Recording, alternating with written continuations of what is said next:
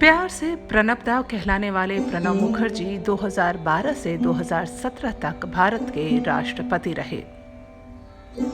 Brain से clot निकालने के लिए सर्जरी करवाने पहुंचे प्रणब दा को अचानक ही कोविड पॉजिटिव होने की खबर मिली। स्वयं ही प्रणब दा ने देश को एक ट्वीट के माध्यम से बताया कि वो कोरोना वायरस से संक्रमित हैं। अपने सभी करीबी लोगों को यह चेताया भी कि जो भी उनके संपर्क में आया वो खुद की जांच करा ले। एक बेहद सधे मंझे वक्ता प्रणब मुखर्जी, एक स्कॉलर, एक अनुभवी राजनीतिज्ञ। देश के 13वें राष्ट्रपति चुने जाने से पहले प्रणब दा कांग्रेस के दिग्गज नेता रहे। 1984 में यूरो मनी मैगजीन ने एक सर्वे में प्रणब मुखर्जी को दुनिया का सर्वोत्कृष्ट वित्त मंत्री माना। राष्ट्रपति के रूप में ही उन्होंने राष्ट्रपति के संबोधन के लिए महामहिम शब्द को हटाए जाने की बात कही।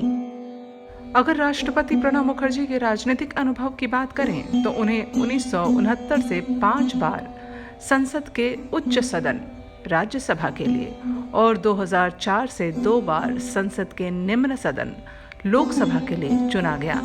उनका संसदीय करियर करीब 5 दशक पुराना है, जो 1969 में कांग्रेस पार्टी के राज्यसभा सदस्य के रूप में उच्च सदन से शुरू हुआ था, जब भूतपूर्व प्रधानमंत्री इंदिरा गांधी ने कांग्रेस के टिकट पर उन्हें राज्यसभा तक पहुंचाया। अपनी राजनीतिक सूझबूझ और समझ के कारण वो जल्द ही इंदिरा गांधी के सबसे विश्वसनीय और करीबी सलाहकारों में शामिल हो गए। 1973 में उन्हें कैबिनेट में शामिल किया गया। 1975, 1981, 1993 और 1999 में वो राज्यसभा सांसद रहे। कांग्रेस में उनका दर्जा संकट मोचन की तरह था, लेकिन 1984 में इंदिरा गांधी की हत्या के बाद उनकी इस भूमिका पर विराम लग गया। इंदिरा गांधी के बेटे राजीव गांधी ने उन्हें किनारा कर दिया। बुझे मन से अलग होकर उन्होंने राष्ट्रीय समाजवादी कांग्रेस दल का गठन किया, जिसका 1989 में कांग्रेस में विलय हुआ। राजीव गांधी की हत्या के उपरांत प्रणब मुखर्जी के राजनीतिक सफर में फिर नया मोड़ आया। पूर्व प्रधानमंत्री पीवी नरसिम्हा राव ने 1991 में उन्हें भारतीय योजना आयोग के उपाध्यक्ष और 1995 में विदेश विषयक मंत्रालय की जिम्मेदारी सौंपी। उन्हें रक्षा, वित्त, विदेश विषयक मंत्रालय, राजस्व, नौवाहन, परिवहन, संचार, आर्थिक मामले, वाणिज्य और उद्योग समेत विभिन्न महत्वपूर्ण मंत्रालयों के मंत्री होने का गौरव भी शामिल है।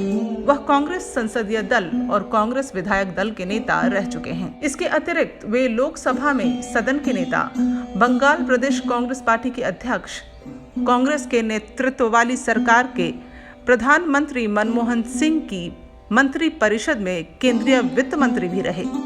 अपनी अमोघ निष्ठा और योग्यता से ही वो यूपीए चेयरपर्सन सोनिया गांधी और प्रधानमंत्री मनमोहन सिंह के करीब आए, और इसी वजह से जब 2004 में कांग्रेस पार्टी सत्ता में आई तो उन्हें भारत के रक्षा मंत्री के प्रतिष्ठित पद पर पहुंचने में मदद मिली। सोनिया गांधी को सक्रिय राजनीति से जोड़ने में प्रणब मुखर्जी की भूमिका बेहद अहम रही। वर्ष 2004 में प्रणब मुखर्जी ने पहली बार लोकसभा चुनाव लड़ा और यूपीए सत्ता में आई।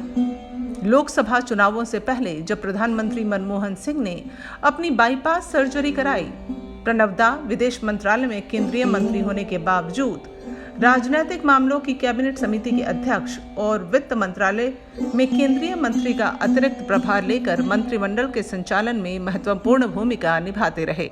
प्रधानमंत्री मनमोहन सिंह की गैर मौजूदगी में एक सधे प्रशासनिक और मंझे राजनीतिज्ञ मुखर्जी कैबिनेट मीटिंग्स की अध्यक्षता किया करते थे। मैन ऑफ ऑल सीजन्स के तौर पर मशहूर प्रणब मुखर्जी की भूमिका विवादित भारत अमेरिका न्यूक्लियर डील में बहुत अहम रही। 10 अक्टूबर 2008 को प्रणब मुखर्जी और अमेरिकी विदेश सचिव कोंडोलीजा राइस ने धारा 123 समझौते पर हस्ताक्षर किए। प्रणब मुखर्जी भारत के साथ साथ बांग्लादेश में भी खूब लोकप्रिय हैं। इनकी दिवंगत पत्नी शुभ्रा मुखर्जी का जन्म और बचपन बांग्लादेश के नरेल में गुजरा था। अपने राजनीतिक सफर में प्रणब मुखर्जी बेहद सरल, सुलझे और मिलनसार नजर आते हैं, लेकिन प्रणब मुखर्जी दया याचिका खारिज करने के मामले में सबसे सख्त भी रहे, जो इन्हें अलग बनाता है। इस मामले में उनकी छवि एक कठोर राष्ट्रपति के रूप में रही। अपने कार्यकाल के दौरान उन्होंने 97% दया याचिकाएं खारिज की हैं। भारत सरकार ने वर्ष 2008 में उन्हें पद्म विभूषण से सुशोभित किया।